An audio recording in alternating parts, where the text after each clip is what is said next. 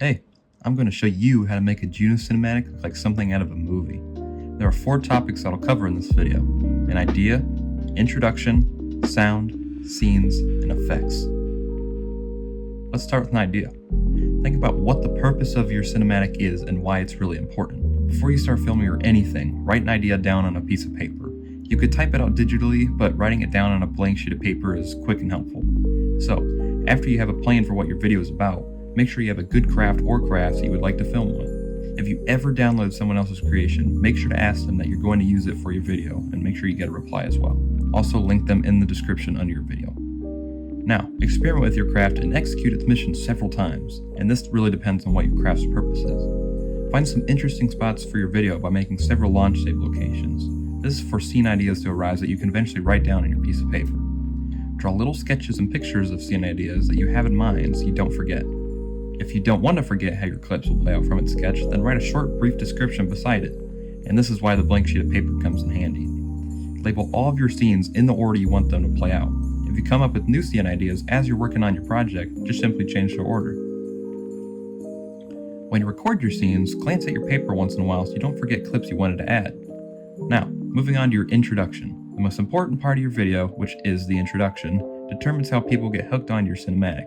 Start the video off with music or a series of sounds that will catch attention. If you let your introduction play for too long or too short, the viewers are more likely to click away. You want to keep the balance of introducing the viewers to your mission, but also lengthening their attention span.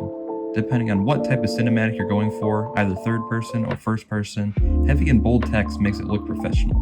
A title with some brief sentences afterward explains to the audience what your video is about.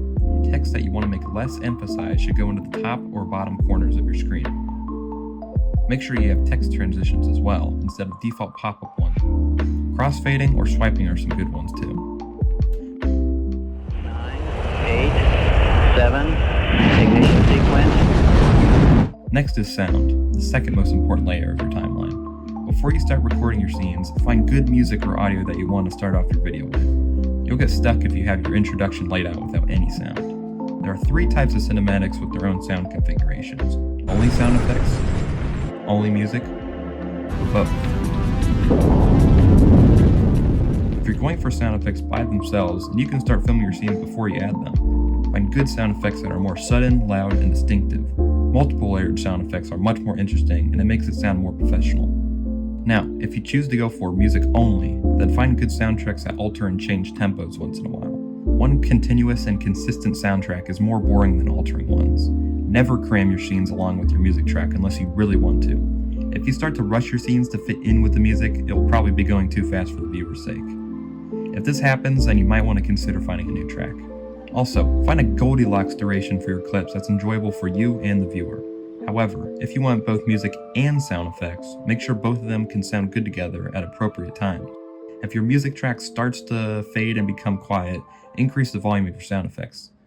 Adding both of these is more of a challenge, but it does create a great style. Alright, moving to scenes. Filming in JNO New Origins is not easy, but there are some tips to consider. Before you start recording your planned clips, try moving your camera around your craft several times to get a good position. I'd recommend pausing the game so you can take a break to find a good setting. Change your field of view occasionally instead of keeping it at one specific value the whole time. After you find a good spot for your scene, start recording and unpause the game. I would also recommend quick saving in games so you can go back as many times as you want. Move your mouse around and get creative with custom movements instead of the default ones the game offers. One of the tricks I use is flying an invisible astronaut around in the game to get a unique shot. Scenes should all have something going on in them, action or gradual. As I said for the music tracks, build your scenes around your music and don't cram them together as much or make them too long. Switch perspectives during your filming from built-in cameras on your craft to cinematic views. Don't make multiple perspective shots together, you gotta add variation to make it unique. Make sure you think about how you want your audience to feel at certain times when filming your scenes. Lastly, effects. If you have a good editor that adds custom effects, go for it. but if you don't, then make your own in the game. Experiment with engine plumes that will serve no function other than for effects. Paint them invisible using the paint tool, and configure most of them to be activated by an activation group rather than the throttle or sliders. After you've filmed your scenes and you have all of them in your timeline, focus on changing their visuals. To completely change the bland and raw footage you recorded, you gotta add some filters. Find ones that have high contrast and saturation. Get familiar with color grading as well. Don't increase exposure too much or lower it too much. Find a good look for your shots that will be comfortable for the viewer and yourself. Adding letterboxes also gives off the movie-like vibe. The bar should take up about less than 1/10 of your screen, so make sure you find a balanced ratio. Reference real movies letterboxing to get the idea. One thing that is completely overlooked but will change your video style is vignetting. Vignetting is the photographic effect that adds dark and blurred tunnel vision. It's important to add just enough for it to not be obvious but felt throughout your video. Alright, that just about sums it all up. I could make this video much longer, but I want you to be in charge of yours. But remember to watch over your finished timeline in your editor to find mistakes or clips you don't like.